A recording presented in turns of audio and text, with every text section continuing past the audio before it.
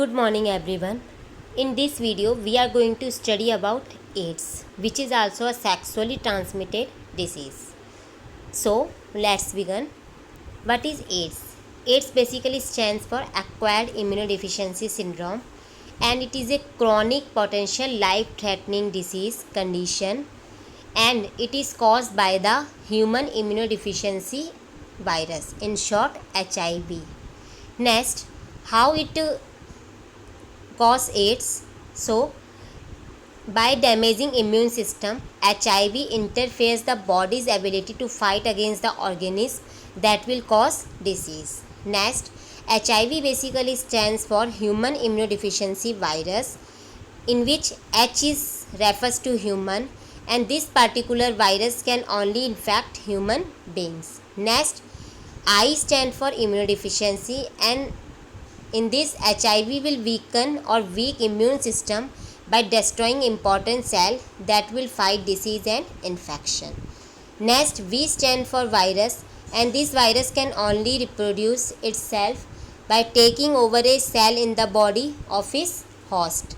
Next, AIDS is defined as an HIV infection with either a CD4 plus T cell count below 200 cell per microliter, or the occurrence of specific disease that is associated with HIV infection. Next, how HIV cause AIDS. So we will study. Let's begin. HIV is a virus that will damage the immune system, and the immune system will help to fight off infection.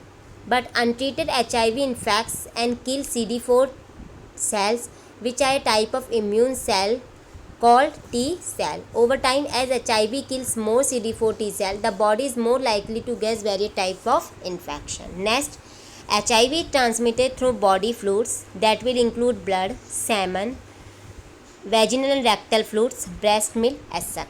There is one point to note, that virus does not spread in air or water or through casual contact. Next, what is AIDS? AIDS is a disease that can develop in people with HIV. Untreated HIV can progress to AIDS within a decade. Decade means 10 years duration. Next, there is no cure or permanent cure for AIDS, and without treatment, life expectancy after diagnosis is about 3 years. Next, how HIV is transmitted. It can transmitted through vaginal or anal sex, or it can be transmitted by sharing needle, syringe and other items by injection drug uses. Next, during pregnancy, labor or delivery from a woman to her baby, or it may be during breastfeeding, or through exposure to the blood of someone living with HIV, such as through a needle stick. Next, through a blood transfusion or organ and tissue transplant. All these are methods of HIV transmission. Next, how or what are the factors that are not responsible for transmitting or spreading of HIV? That are skin to skin contact, shaking hands or hugging, sharing food or drink, saliva, tears or sweat, sharing a towel or bedding, mosquito or other insects. Next, their signs and symptoms.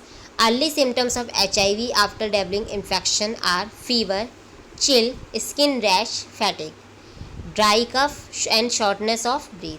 There may be some night sweat, nausea and vomiting, diarrhea, weight loss, pneumonia, recurrent oral or vaginal infection, seizure, attack or lack of coordination of the body.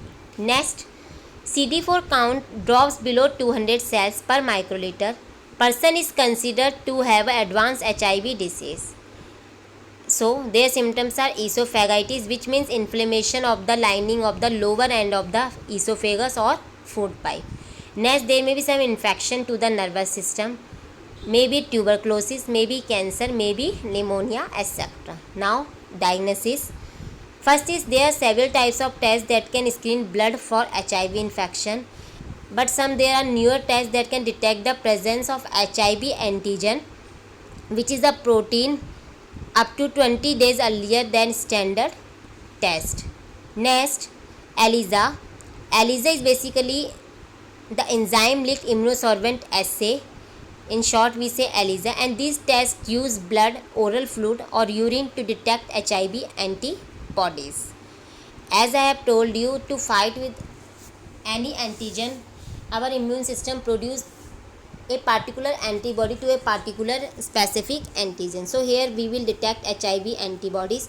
If HIV antibodies is found in the blood, we can say the person is having AIDS. Now next, ELISA result from either of these tests is positive, will need to take another test that is known as Western blot test. And this test will separate the blood protein and detect the specific protein called HIV antibodies that will indicate an HIV infection. Now note, a Western blot is used to confirm a positive ELISA within 99.9% accuracy as compared to ELISA. And like the ELISA procedure, the Western blot is also an antibody test. Both are antibody detection tests.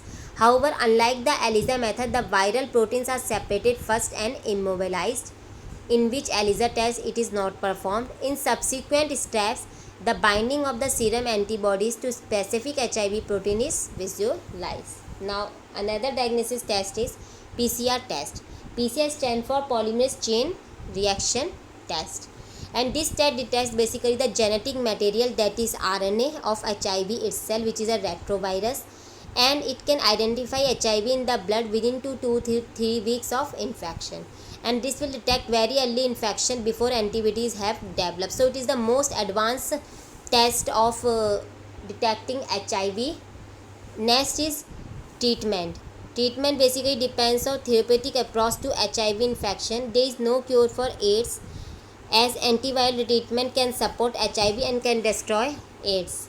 Next, to live a long life and healthy life. Next, a combination of antiretroviral drugs called ART, that is antiretroviral therapy, is called highly active antiretroviral therapy. In short, we can say HAART, which reduces the amount of HIV in the bloodstream.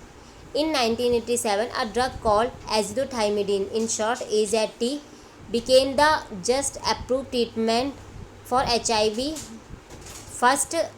which became the first approved treatment for HIV disease. And some other drugs now they are used recent is stavudine, didenosine, gemcitabine. Next, some classes of anti-HIV drugs include non-nucleoside reverse transcriptase inhibitor, in short NNRTIS, the disabled protein needed by HIV to make copies of itself. Examples are atravirine, nevirapine, entry or fusion inhibitor. These drugs block HIV entry in the CD4 cells. Example, maraviroc, and fuvertide. Next is integrase inhibitors. It is a disabled integrase, which is a protein that HIV uses to infect CD4 T cell. Example is raltegravir. Next is prevention.